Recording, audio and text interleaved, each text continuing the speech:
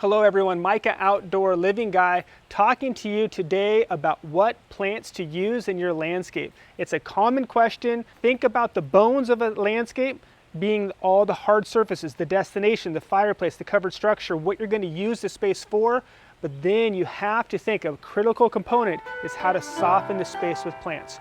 We're going to talk to you about it right now.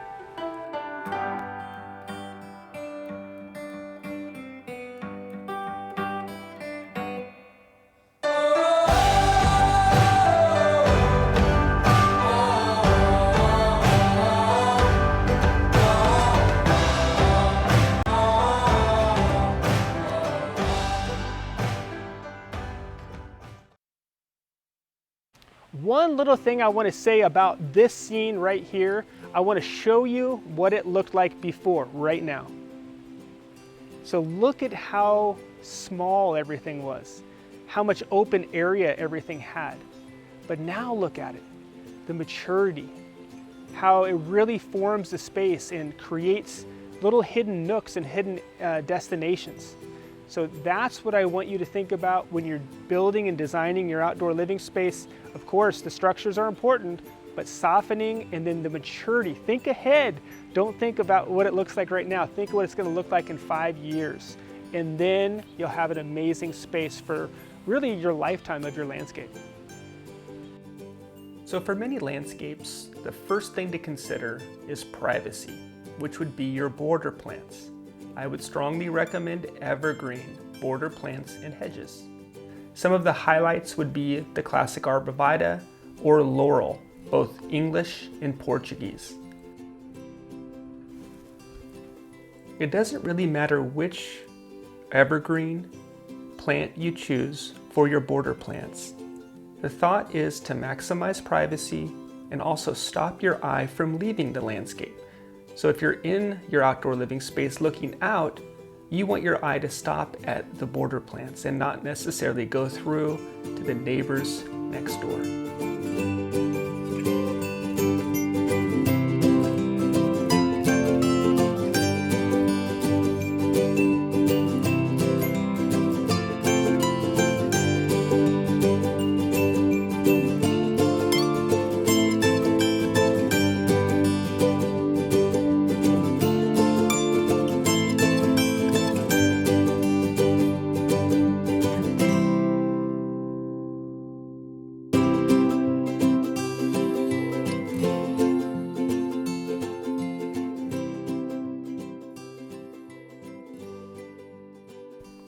A must-have for every landscape is ground cover planting. I call ground cover plants problem solvers. They just have so much benefit. They retain moisture, they provide great erosion control, they are a great habitat for pollinators like bees and butterflies. They can really fill an empty space and are better than some of the other options such as grasses for creating these beautiful empty space planting in your landscape. Now it's time to move in, and what we want to do is create a focal point. So that's the next planting we're going to talk about, is focal point planting. So let's take a focal point and let's make it a water feature. So let's talk about planting around a water feature, around a focal point, to be able to capture your attention and draw your eye towards that space. So focal point planting is about color and vibrance. So if we took the focal point as a water feature, we would want to make sure we did different color planting in the space, different textures in the space. So you want to kind of start to consider all of the different types of plants that you could use. Evergreen planting, of course. We'd want to use some deciduous planting in that space. Of course, Japanese maples are very popular around a water feature. And you have different colors and different textures of the leaves of a Japanese maple. For instance, you could even use a red Japanese maple. You could use a green Japanese maple, as long as you remember that we want to change some of the textures and colors from some of the other planting. Now we'd want to go ahead and start creating other focal points that balance or even contrast that specimen tree. So we'd want to potentially do some ground covers, some small evergreens, some flowering plants of some type. And if you are planting around a water feature, you would possibly even consider doing some aquatic plants.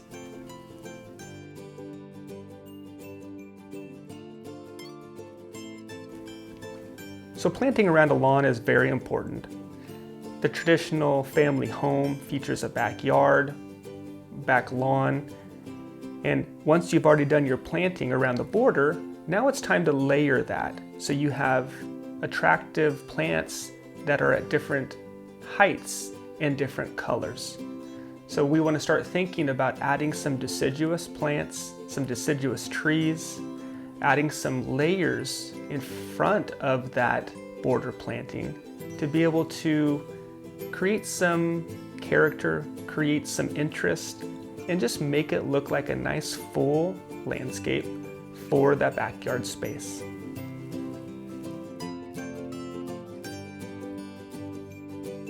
So planting on a hillside, it's important to get layered effects, but you also want to make sure you have a strong root system to help hold the hillside in. I always add a few boulders on a hillside just to add that added texture.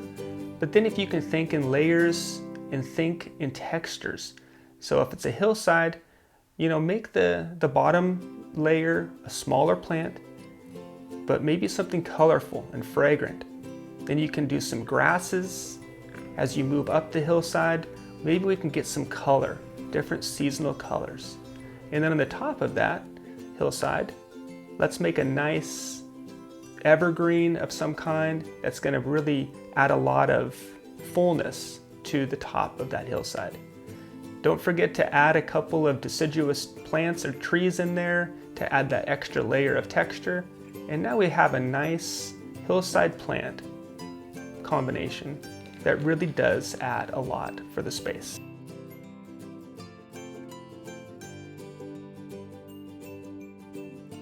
Vines are an amazing addition to any planting structure for the outdoor space.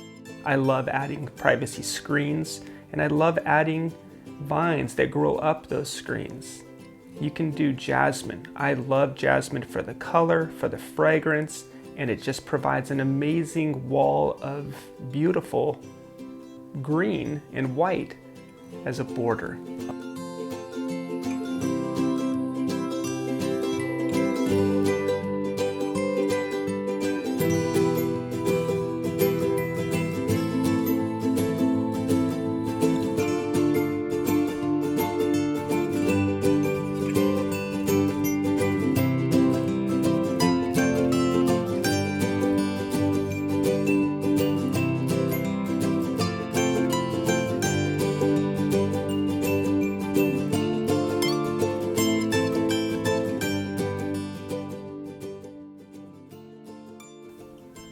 Now, planting for your potted plants are truly one of the things that make this space come together. As you're seeing here, this definitely has my heart for just softening of your outdoor living space. As you who watch my channel, I truly love outdoor living. I love being outside. I love having my family out, my friends. I love hanging out. And if you soften the space with flower pot planting, you are just going to love the space. It's going to attract wildlife. It's going to attract you out to the space. You're going to be out watering for sure, but it's going to just be so fun to watch the bees, the butterflies, the nature that comes in to your life when you really do a potted plant outdoor living space.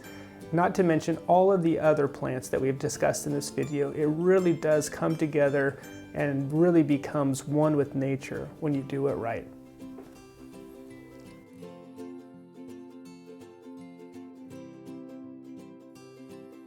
So for your plantings for your garden beds, There's so many different fun principles that you can consider. These ones feature here an herb garden. We have a cute little design here that we've done with little herb individual gardens. But a lot of times you have a planting garden that is done for vegetables, perhaps a cut garden, and there's lots of different layers, different thoughts, and different themes that go in planting for your garden beds. The main theme is to have fun and to do what you want to do, what's going to attract you to the garden space to get you out, perhaps just doing some cut flowers, perhaps grabbing some vegetables or some lettuce for an evening barbecue. What's going to get you out in your garden space, in your garden beds? That's the key to a good planting for your garden beds. So I hope you enjoyed this piece on what plant should I use in my outdoor space or in my landscape. I always think about an outdoor space first. The bones, all of the what's going to get you and your family outside, building those memories, building those amazing evenings. But softening is critical. So I hope this gave you what you need to think about. Please also feel free to reach out to us if we can help you with anything. We'd love to design this space for you as well. Thank you so much for watching, guys. Please don't forget to subscribe. And please don't forget to like. If you've watched the video this far, we totally appreciate it. Thank you so much. We'll talk to you soon.